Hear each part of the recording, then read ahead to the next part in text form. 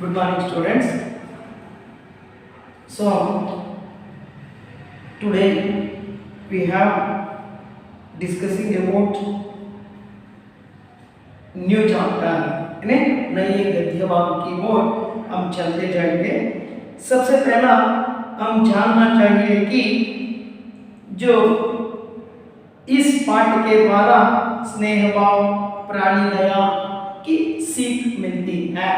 जो अन्य के प्रति जो देखो स्नेह भाव रखना, स्नेह भाव और इसके साथ साथ जो प्राणियों के प्रति दया का भाव, जो नाटक है और ये प्राणी पक्षियां उनके प्रति दया का भाव दिखाना अपना कर्तव्य होते हैं।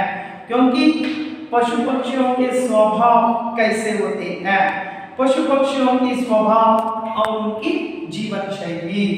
जो पशु पक्षी जो यहाँ एक विचार को कर रहे हैं, जो पशु पक्षी जो कैसे होते हैं, मतलब है कि जो उनकी जीवन शैली कैसी होती है और जो उसके साथ साथ जो उनके प्रति महादेव वर्मा जो कैसे भाव को रख लिया है, ये विचार को इसके द्वारा हम परिचित होते हैं। जो यहाँ जो लेखिका एक बात को उन्होंने कही है, जो पशु पक्षी कौन कर सकते हैं, जो पशु पक्षी भावहीन है, भावहीना। सो भावहीन मतलब क्या है, भावहीन ಅಂದ್ರೆ ಸ್ವಭಾವನೆಗಳಿಂದ ಹೊರತಾಗಿರತಕ್ಕಂಥದ್ದು।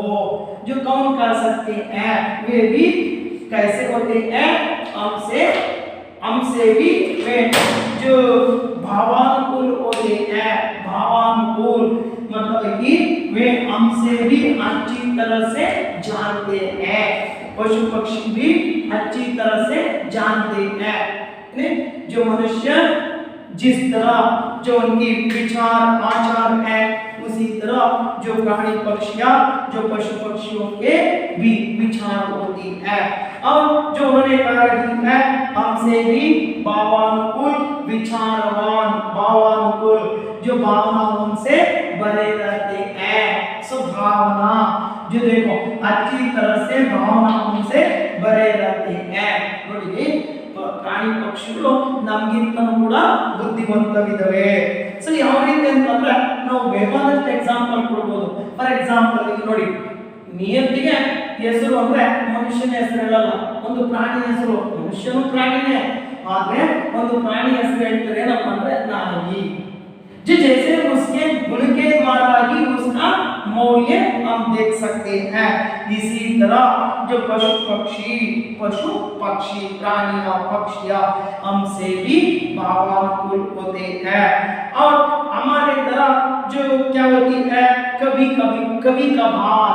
कभार मीन्स क्या है, आवागमन ಅಂದ್ರೆ ಸಮಯಕ್ಕೆ ಅನುಸಾರವಾಗಿ, ಯಾವಾಗ ಸಮಯ ಸಂದರ್ಭ ಇರುತ್ತೆ ಅದಕ್ಕೆ ಅನುಸಾರವಾಗಿ ಹೊಂದಿಕೊಳ್ಳತಕ್ಕಂಥದ್ದು।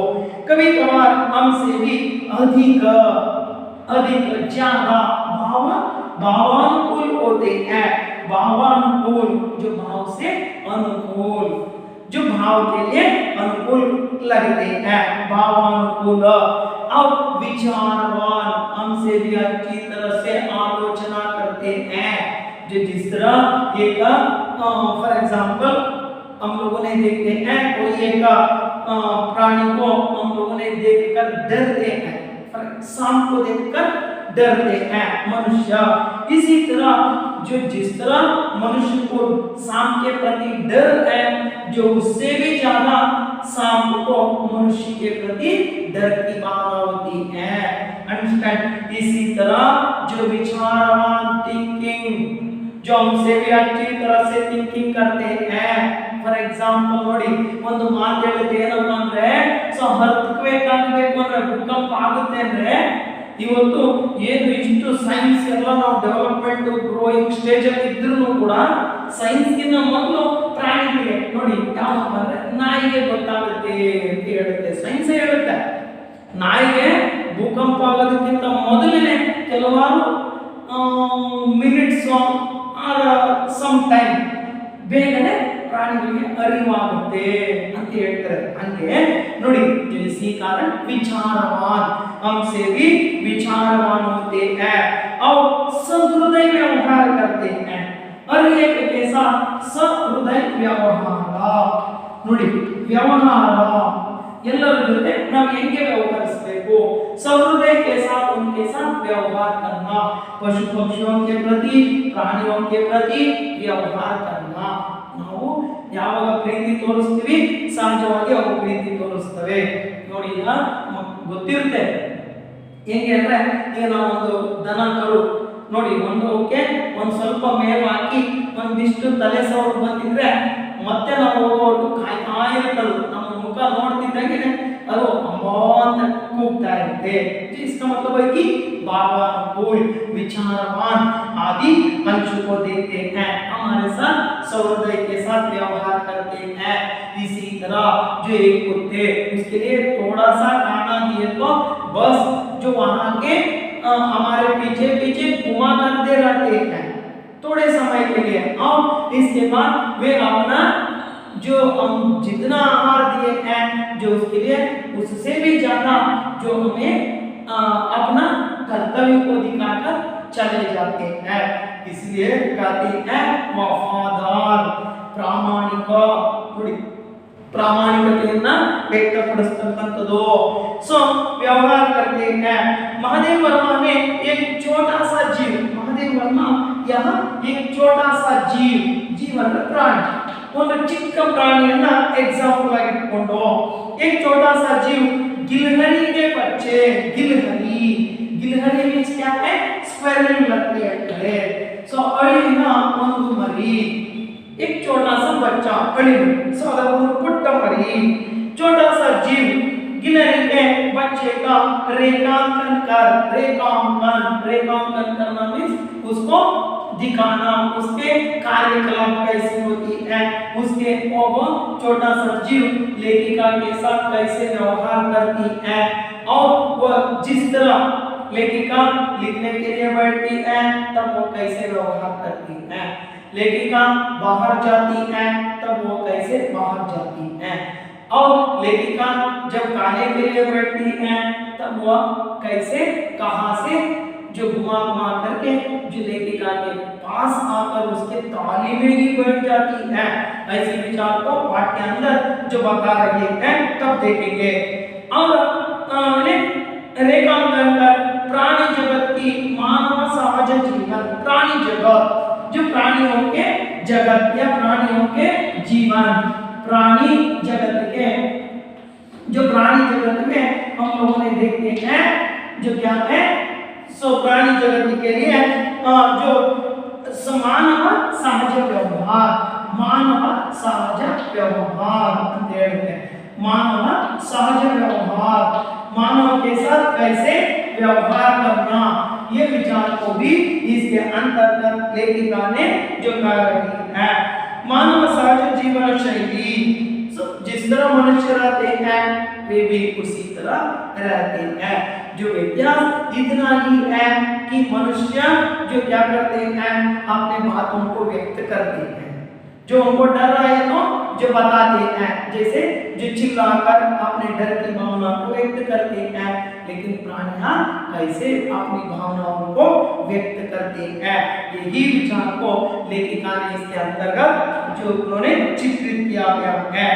जीवन शैली तथा प्रभावशाली चित्रण उसके प्रभावशाली चित्रण को इसके द्वारा किया गया है जो आज के संदर्भ में प्रस्तुत इस संदर्भ में जो जहां मानव के स्वार्थ के कारण मनुष्य के स्वार्थ ನೋಡಿ ಹೇಳ್ತಾ ಇದ್ವಿ ಏನಂತಪ್ಪ ಅಂದ್ರೆ ಈ ಪ್ರಪಂಚ ಮನುಷ್ಯನ ಸ್ವಾರ್ಥದಿಂದ ಎಲ್ಲ ನಾಶ ಆಗ್ತಾ ಇದೆ ಜಸ್ಟ್ ಲೈಕ್ ಇಮ್ಯಾಜಿನ್ ದಟ್ जो विज्ञान जितना बढ़ते जा रही है उसके साथ साथ अज्ञान भी उसी प्रकार से बढ़ता जाती है अंडरस्टैंड ನೋಡಿ ವಿಜ್ಞಾನ ಯಾವ ಮಟ್ಟಕ್ಕೆ ಬೆಳೀತಾ ಇದೆಯೋ ಅದರ ಜೊತೆಗೆ ಅಜ್ಞಾನ ನಮಗೆ ಬೆಳೀತಾ ಇದೆ ಅರ್ಥ ಆಯ್ತಾ ಸೋ ಜನರಲಿ ಆ ಭಾವನೆಗಳು ಬೆಳೀತಾ ಎಲ್ಲ ಸರ್ವನಾಶ ಆಗ್ತಕ್ಕಂಥದ್ದು ಕಾರಣ स्वार्थ ये स्वार्थ अधिकार के लिए अपनी लालसा के द्वारा ही जो क्या हो रही है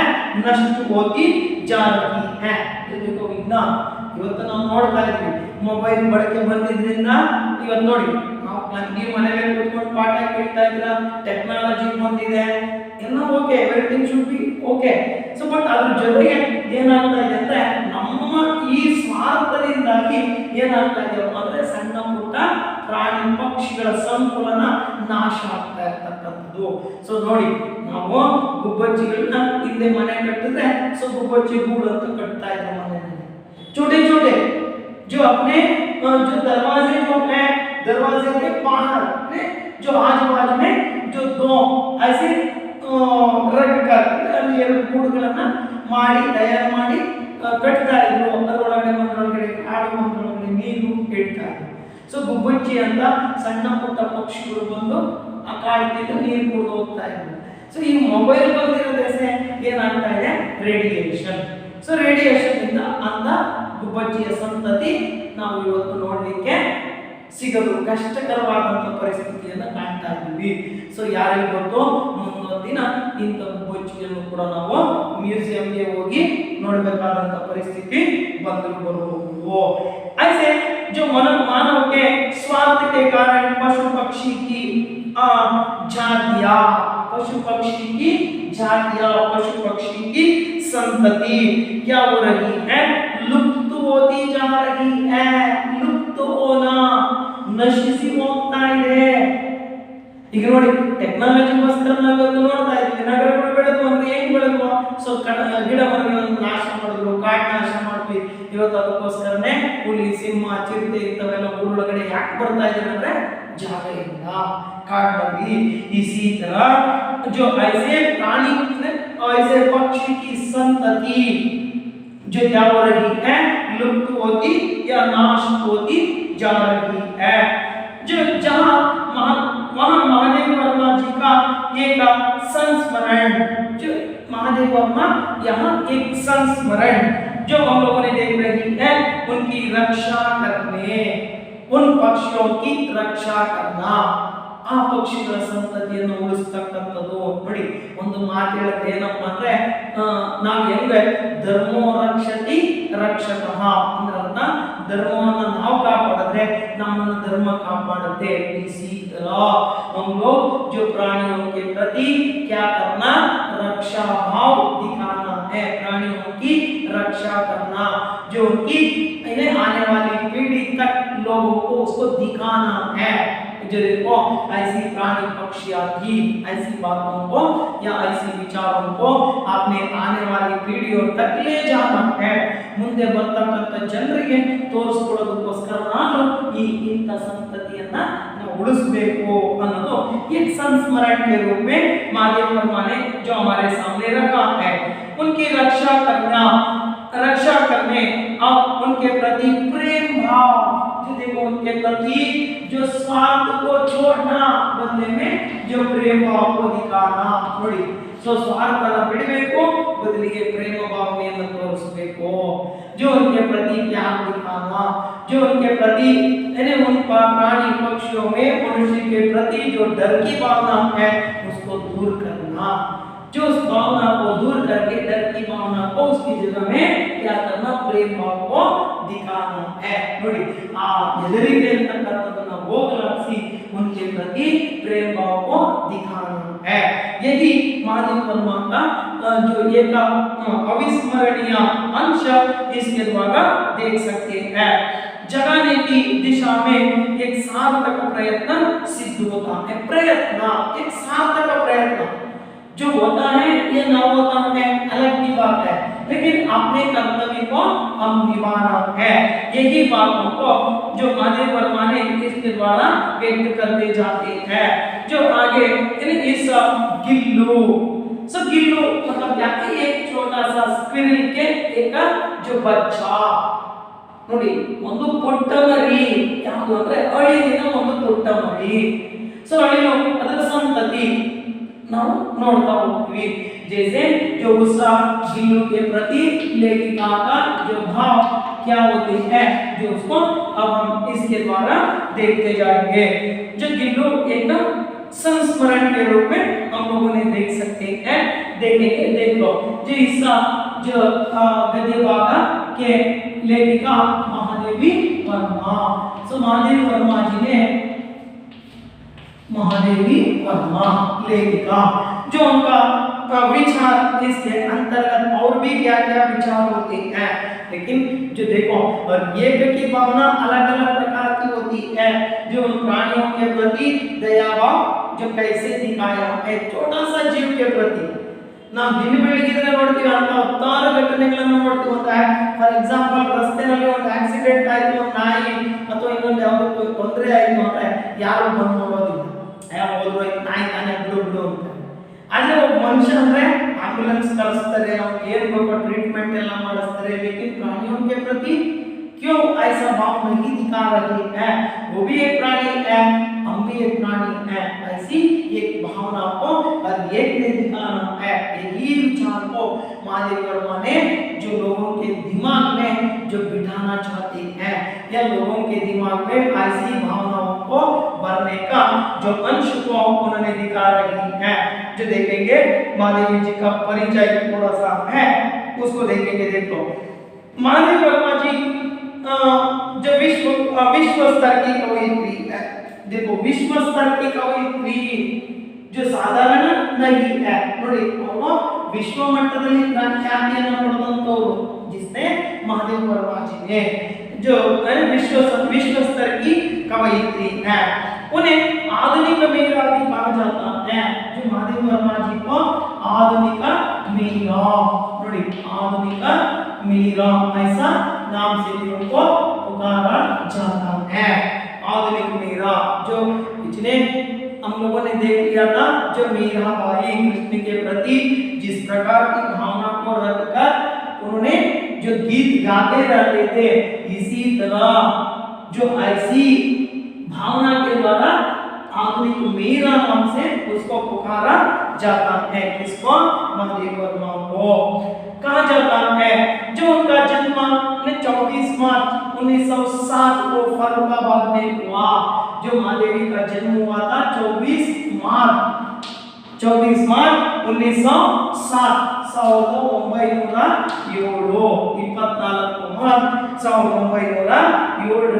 ಇವರು ಜನಿಸಿದ್ರು। ಸೊ कहाँ हुआ था? फर्रुखाबाद में।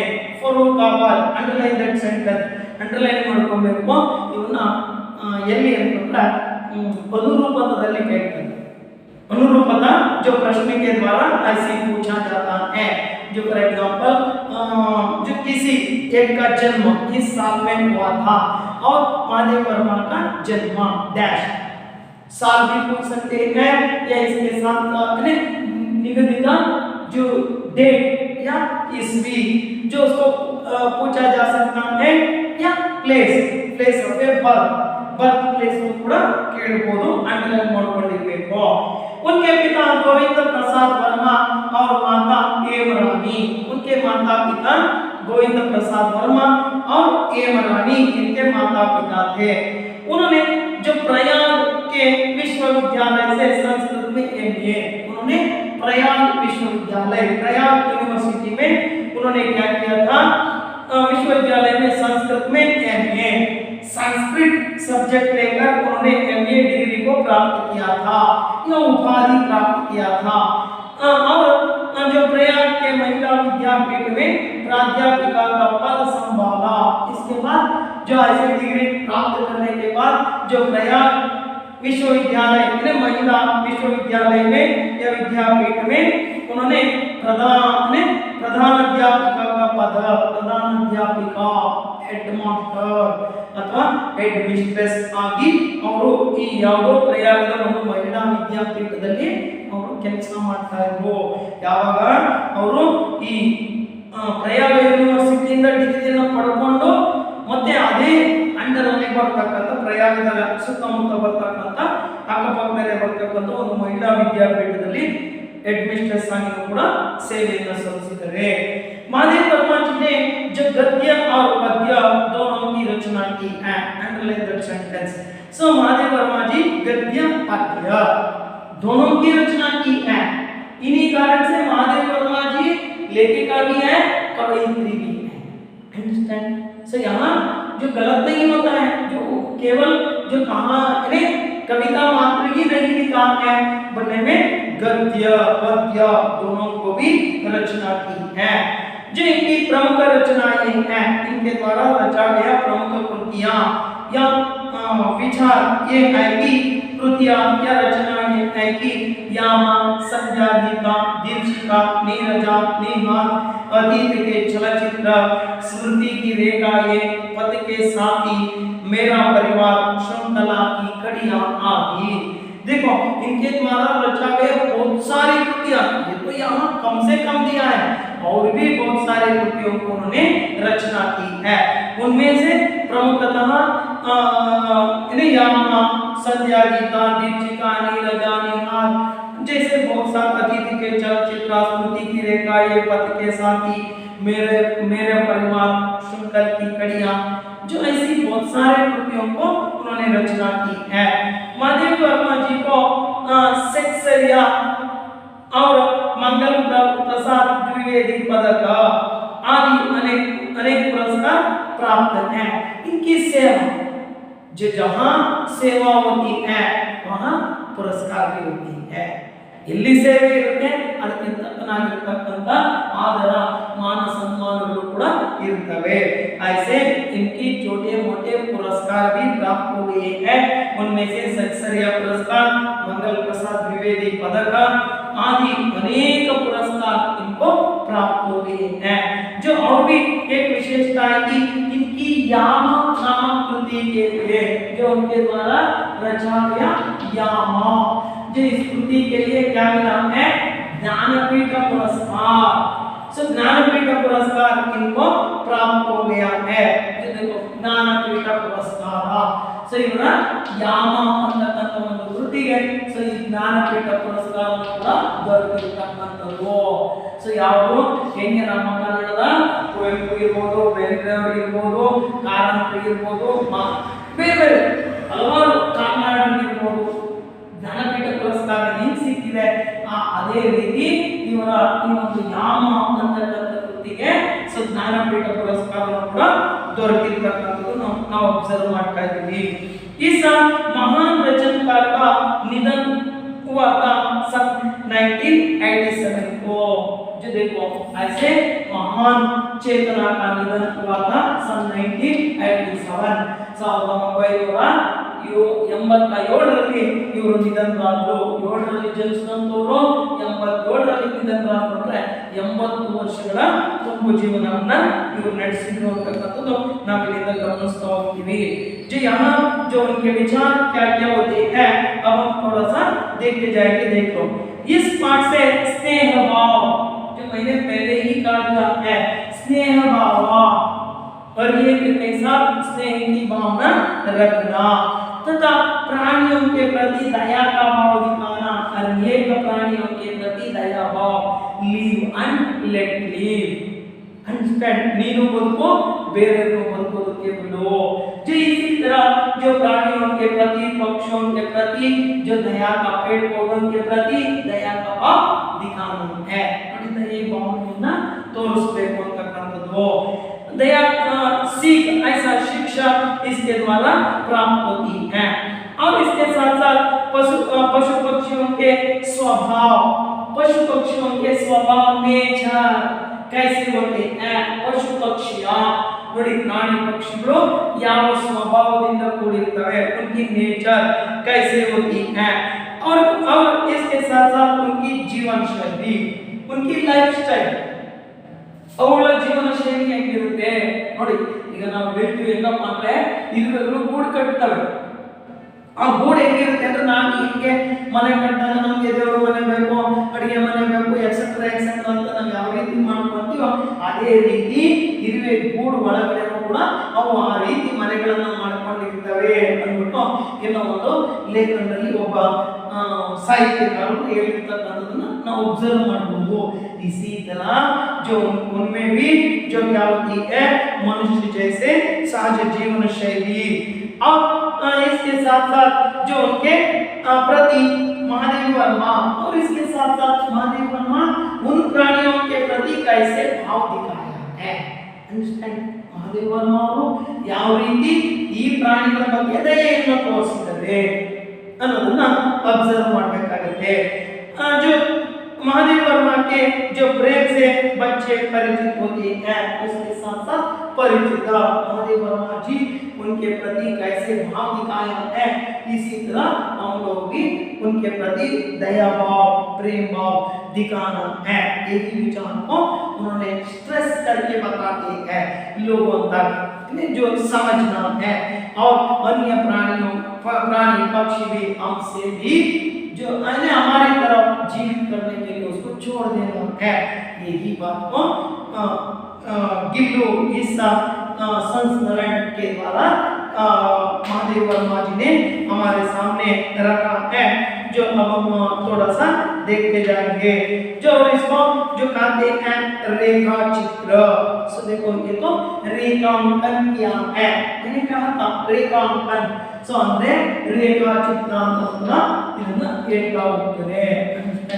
रेखा चित्र के द्वारा उन्होंने व्यक्त करते जाते हैं। देख लेंगे, देखो अचानक एक दिन सवेरे कमरे से बरमाने में आकर मैंने देखा दो कौवे एक गमले के चारों ओर चोंच से चुआ जैसा खेल रहे हैं। यह काकभुषुंडी भी विचित्र पक्षी है, एक साथ समाधारिता अनाधारिता अति सम्मानिता अति अवमानिता। हमारे बेचारे पुरखे ना गरुड़ के रूप में आ सकते हैं, ना मयूर के, ना हंस के। उन्हें पितृपक्ष में हमसे कुछ पाने के लिए काक बनकर ही अवतीर्ण होना पड़ता है। जो इतना ही नहीं, हमारे दूरस्थ प्रियजनों को भी अपने आने का मधुर संदेश जो आप इनके कर्कश स्वर में ही देना पड़ता है। सो हमारी दूसरी ओर हम कौवा जो काव करने को जो अवमानता के अर्थ में ही प्रयुक्त करते हैं। जो मेरे जो काका पुराण के विवेचन में अचानक जो बाधा आ पड़ी, क्योंकि गमले और दीवार की संधि में जो छिपे एक छोटे से जीव पर मेरी दृष्टि रुक गई। निकट जाकर देखा गिलहरी का एक छोटा सा बच्चा है जो संभवतः घोंसले से गिर पड़ा है, और अब कौवे जिसमें सुलभ आहार खोज रहे हैं। ನೋಡೋಣ ಇವರು ಹಿಂದಿಗೆ अचानक मीन्स क्या है, सडनली अर्जेंट इದ್ದಕ್ಕಿದ್ದಂತೆ। जो अचानक एक दिन एक सवेरे मीन्स क्या है, बेड़गे अर्ली मॉर्निंग। सवेरे कमरे से बरमादे में आकर, सवेरे बरमादे से जो उन्होंने कमरे से बरमादे में अपने कमरे मीन्स क्या है, रूम ಅಂತ ಹೇಳ್ತಾರೆ। ಅವರು ಒಂದು ದಿನ ಸಡನ್ ಆಗಿ ಯಾರು महादेव वर्मा वो अपने कमरे से उठकर जो सुबह जल्दी उठकर अपने कमरे से उठकर बरमादे में आकर, बरमादे मीन्स क्या बोलते हैं, ಸಿಟ್ ಔಟ್ ಅಂತ ಹೇಳ್ತಾರಲ್ಲ ಅದು। ಅಥವಾ ಸೊ ಒಂದು ಹೊರಗಡೆ ವರಾಂಡದಲ್ಲಿ ಒಂದು ದೀಪ ಒಂದು ಬೆಂಚ್ ಹಾಕಿರ್ತಾರೆ, ತುಂಬ ಸಣ್ಣ ಪುಟ್ಟ ಗಾರ್ಡನ್ ಬೆಳೆಸಿರ್ತಾರೆ ಮನೆಗಳಲ್ಲಿ ನೋಡ್ತೀವಿ ನಾವು, ಇಲ್ಲಿ ಜಾಗ ಇಲ್ಲ ಅಂತ ಕಡೆ। ಸೊ ಆ ಗಾರ್ಡನ್ ಗಿಡದ ಪಕ್ಕದಲ್ಲಿ ಅಲ್ಲಿ ಕೂತ್ಕೊಂಡು ಈಚೆ ಕೂತು ಪೇಪರ್ ಓದೋದು ಈ ರೀತಿ ಕೆಲಸ ಮಾಡಲಿಕ್ಕೋಸ್ಕರ, ಕೂಲ್ ಆಗಿ ವೆದರ್ ಒಳ್ಳೆ ಗಾಳಿ ತಗೊಳ್ಳೋದಕ್ಕೋಸ್ಕರ। बरमादे में आकर मैंने देखा, वहां आकर लेखिका ने देखता है तीक्ष्ण दृष्टि से देखा। जो वहां क्या हो रहा था, दो कविये मीन्स क्या है, खा सो कवि ಅಂದ್ರೆ ಕ್ರೋ ಅಂತ ಹೇಳ್ತೀವಿ, ಕಾಗೆಗಳು ನೋಡಿ। ಸೊ ಇದು ಹೆಂಗಪ್ಪ ಅಂದ್ರೆ ಕೌ ಅಂದ್ರೆ ಕವ್ವ ಅಂದ್ರೆ ಏಕವಚನ ಒಂದು, ಕವ್ಯೆ ಅಂದ್ರೆ ಬಹುವಚನ। ಅಂಡರ್ಸ್ಟ್ಯಾಂಡ್, ಅರ್ಥ ಆಯ್ತಾ? ಕವ್ವ ಏಕವಚನ ಒಂದು, ಕವ್ಯೆ ಅಂದ್ರೆ ಬಹುವಚನ। दो कव्ये एक गमले के चारों ओर, एक गमले मीन्स क्या है, फ्लावर पॉट ಅಂತ ಹೇಳ್ತಾರೆ। गमले ಅಂದ್ರೆ फ्लावर पॉट,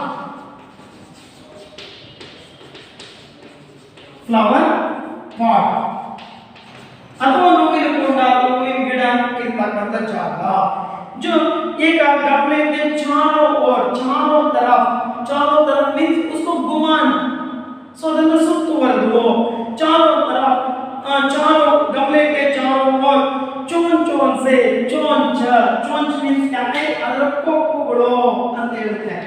ಚೋಂಚ್ ಅಂದ್ರೆ ಬೀಕ್, ಅದರ ಕೊಕ್ಕುಗಳು, ಅದರ ಕೊಕ್ಕುಗಳಿರ್ತಾವಲ್ಲ ಚೂಪಾಗಿರ್ತಕ್ಕಂಥ ಕೊಕ್ಕುಗಳು. ನೋಡಿ ಎಷ್ಟು ಹಾರ್ಡಿರುತ್ತಪ್ಪ ಅಂದ್ರೆ ಇದು ಸಿಕ್ಕಾಪಟ್ಟೆ ಹಾರ್ಡಿರುತ್ತೆ. ನಮ್ಮ ಒಬ್ಬರುಗಳು ಎಷ್ಟು ಹಾರ್ಡಾಗಿರುತ್ತೆ ನೋಡಿ, ಆ ರೀತಿ ಅದರ ಕೊಕ್ಕುಗಳು ಹಾರ್ಡಾಗಿರ್ತಕ್ಕಂಥದ್ದು.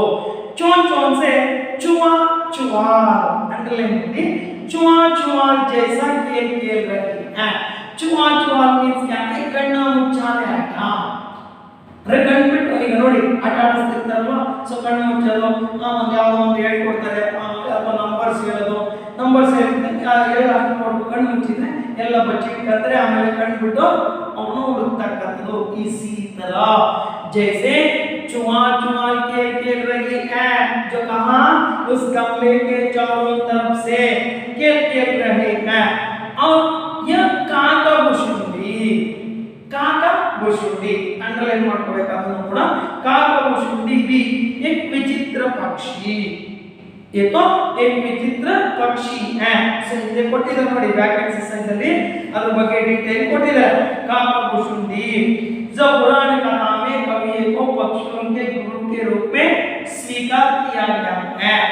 ನೋಡಿ ಪಕ್ಷಿಗಳ ಗುರು ಅಂತ ಹೇಳಿ ಅದನ್ನ ಕನ್ಸಿಡರ್ ಮಾಡಿದ್ರು. ಯಾವುದನ್ನ? ಕಾಗೆಗಳ ಗುರು, ಅದು ಪಕ್ಷಿಗಳ ಗುರು ಅಂತ ಹೇಳಿ ಇಲ್ಲಿ ಲೇಖಕರು ಹೇಳ್ತಾ ಇದ್ದಾರೆ.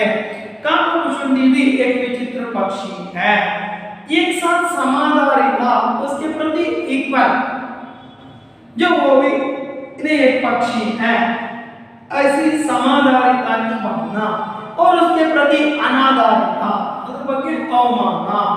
ಸೊ ಮತ್ತೆ ಜೊತೆಗೆ ಅತಿ सम्मानित, ಸಿಕ್ಕಾಪಟ್ಟೆ ರೆಸ್ಪೆಕ್ಟ್ ಕೊಡೋದು. और उसी तरह अति ಅವಮಾನಿತ, ಅದೇ ರೀತಿ ಸಿಕ್ಕಾಪಟ್ಟೆ ಅವಮಾನ ಮಾಡ್ತಕ್ಕಂಥದ್ದು.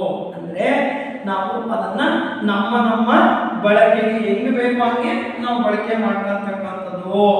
अति सम्मानित, अति अवमानित, इसी तरह अवमानित, सम्मानित, इस प्रकार की भावना को हम लोगों ने देखते हैं.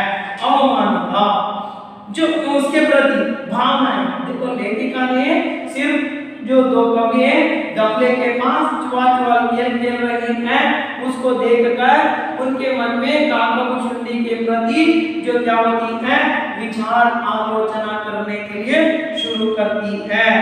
हमारे बेचारे पूर्वज, देखो वो थिंकिंग आलोचना ಮಾಡ್ತಾ ಇದ್ದಾರೆ. हमारे बेचारे पूर्के, सो बेचारे पूर्के मींस क्या है? पूर्वजರು. ಪಾಪ ನಮ್ಮ ಪೂರ್ವಜರು ಅಂದ್ರೆ ಸತ್ತೋಗಿರ್ತಕ್ಕಂಥವ್ರು, ತಂದೆ ನಮ್ಮ ಅಂದ್ರೆ ತಾತ ಮುತ್ತಾತಂದ್ರು, ನಾವೆಲ್ಲ ಎಲ್ಲೋದ್ರಪ್ಪ ಅಂದ್ರೆ ಮೇಲ್ಗಡೆಗೆ ಹೋದ್ರು ಅಲ್ವಾ. ನಮ್ಮ ಅಂದ್ರೆ ಏನಂಗೆ ಮೇಲ್ಕೋಗಿ ಅಂತ ಹೇಳ್ತೀವಿ, ಅವ್ರು ಎಲ್ಲೋದ್ರು ಭೂಮಿ ಒಳಗಡೆ ಹೋದ್ರು. ನಾವು ಸುಟ್ಟು ಹಾಕ್ತೀವಿ, ಇದ್ರೆ ಮಣ್ಣು ಮಾಡ್ತೀವಿ, ಆದ್ರೆ ಹೇಳೋದು ಮಾತ್ರ ನಾವು ಮೇಲಕ್ಕೆ ಹೋಗಿದ್ದಾರೆ ಅಂತ. ಸೊ हमारे पूर्वज ऐसे चले गए पूर्वज, या हमसे मर मिटने वाले पूर्वज. पुरके ಅಂದ್ರೆ पूर्वज अंडरलाइन ಮಾಡ್ಕೊಂಡು ಬರ್ಕೋಬೇಕು. बेचारे पुरके ना गरुड़ के रूप में, वो गरुड़ के रूप में हमारे घर के सामने ना आ सकते हैं. गरुड़ ರೂಪದಲ್ಲಿ ಬರಕಾಗಲ್ಲ. ना गरुड़ रूप में आ सकते हैं. ना मयूर के, और मयूर के रूप में, मयूर मीन्स क्या है? ನವಿಲಿನ ರೂಪದಲ್ಲಿ ಬರಕಾಗಲ್ಲ, ಗರುಡನ ರೂಪದಲ್ಲಿ ನಮ್ಮ ಮನೆ ಬಾಗಿಲು ಬರಕಾಗಲ್ಲ. ना अंश के रूप में ಈ ರೀತಿಯಾಗಿ ಅವರು ಬೇರೆ ಬೇರೆ ರೀತಿ ಜನ್ಮವನ್ನು ತಾಳಿ ನಮ್ಮ ಪೂರ್ವಜರು ಸತ್ತೋಗಿರ್ತಕ್ಕಂಥವ್ರು ಈ ರೂಪದಲ್ಲಿ ನಮ್ಮ ಮನೆ ಬಾಗಿಲಿಗೆ ಬರಲಿಕ್ಕೆ ಸಾಧ್ಯ ಇಲ್ಲ. मयूर के रूप में ना आ सकते हैं, हंस के रूप में ना आ सकते हैं, गरुड़ के रूप में भी ना आ सकते हैं. बदले में उन्हें पितृपक्ष ಅಂತ ಹೇಳ್ತಾರೆ ನೋಡಿ. ಸೊ ಪಿತೃಪಕ್ಷ, ಸೊ ಪಕ್ಷ ಅಂದ್ರೆ ನಾವೀಗ ಹೇಳ್ತೀವಲ್ಲ, ಪಕ್ಷ ಎಷ್ಟಿದಾವೆ? ಸೊ ಬೇಕಾದಷ್ಟಿದಾವೆ. ಅಂದ್ರೆ ಜನತಾ ಪಕ್ಷ, ಬಿಜೆಪಿ, ಕಾಂಗ್ರೆಸ್, ಜೆಡಿಎಸ್ ಆ ಪಕ್ಷ ಅಲ್ಲ. ಇಲ್ಲಿ ಪಕ್ಷ ಅಂತಂದ್ರೆ ನಾವು ಅಬ್ಸರ್ವ್ ಮಾಡ್ತೀವಿ, ತಿಂಗಳಿಗೆ 2 ಪಕ್ಷಗಳು ಬರ್ತವೆ ಒಂದು ತಿಂಗಳಿನಲ್ಲಿ.